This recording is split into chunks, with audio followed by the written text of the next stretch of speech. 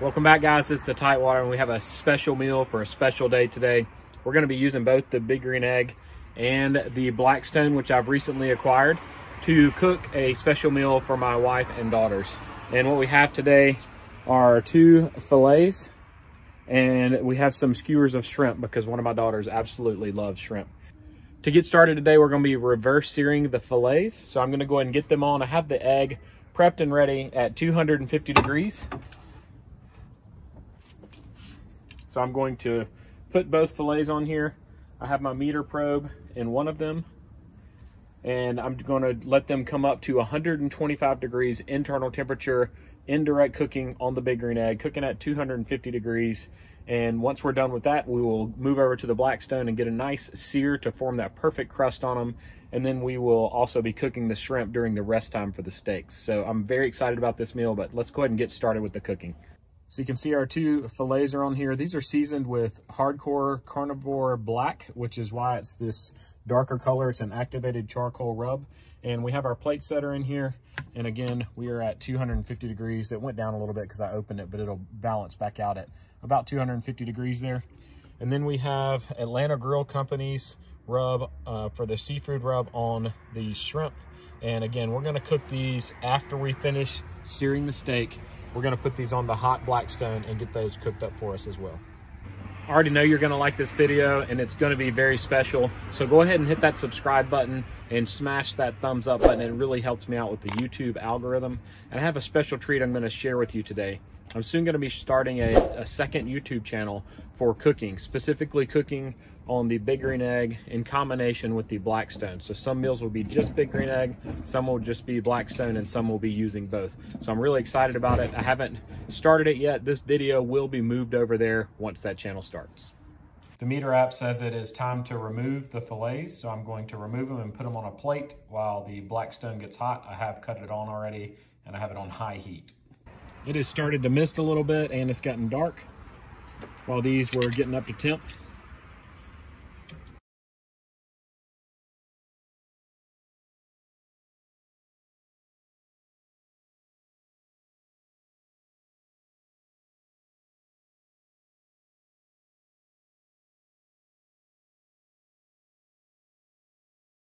So I'm gonna go ahead and shut this down and close down my green egg for the night so it can start cooling down.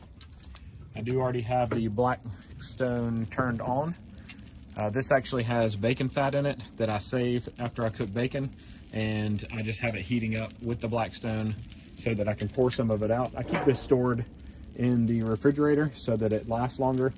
And then we're also going to use a little bit of minced garlic today when we're searing the steak. So the sizzle you hear is from the misting rain that's hitting the Blackstone.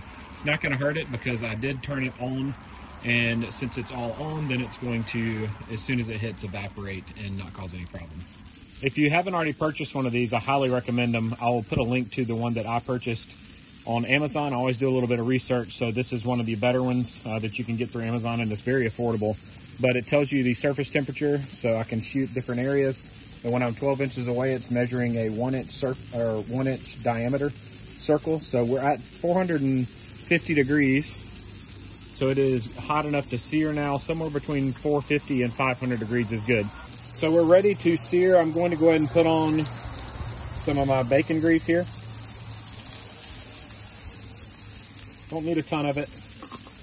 And I'm gonna put a little bit of garlic in it.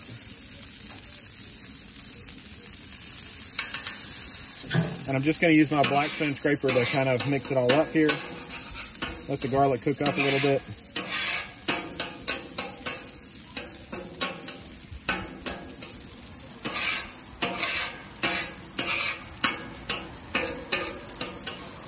And you see the garlic starting to brown. So it's time to drop the steaks on. I'm going to drop them on right here. You'll hear the sizzle start for the steaks. I use this burger press to make sure we have good contact with the surface. So put the burger press on top.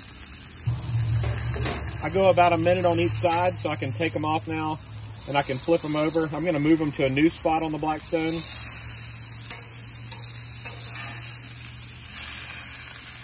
because the original spot is going to be a little bit cooler because the heat from this transfers into the steak. I'm going to go ahead and start the shrimp as well, so I'm going to put a little more of the bacon grease out here. I'm going to smear it around.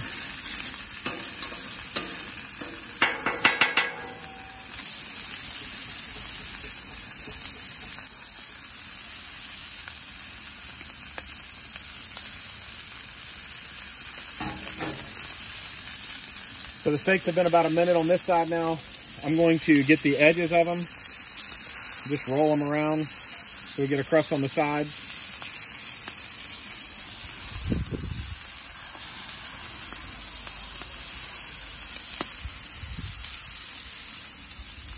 And transfer those to my plate. If you're cooking and it's really cold, you could leave your plate on the side of the Blackstone that you're not cooking on, that the temperature's off on, just to keep it warm. But it's not super cold today. And these should be about ready to flip. Shrimp are done whenever you see the orange color throughout. So you can see they're getting a little bit more orange here. Get a little close up there. You can see we're starting to turn orange on this side. The other side still has a little ways to go. I'm gonna flip these over one more time.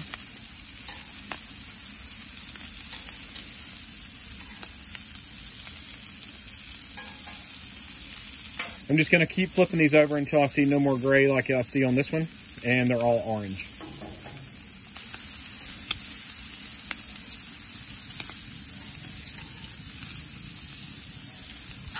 When you're cooking things like this, if you have a mixing bowl or one of these covers, you can put on the top so that it'll allow the heat to be trapped under there and cook them a little bit faster and more evenly.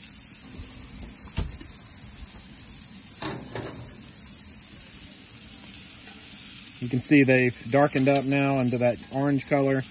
I'm gonna do a couple of seconds on this other side. And then we will remove them and plate them.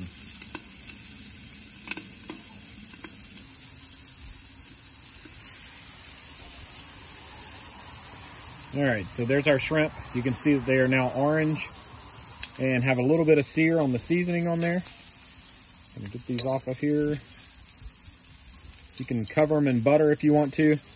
I'm going to go ahead and put the cover on the Blackstone so that I can clean it after dinner. Here's a look at the filet mignon cooked medium to medium rare and the shrimp on the skewers. Again, I used the Hardcore Carnivore Black on the steak and the River Street Seaboard on the shrimp.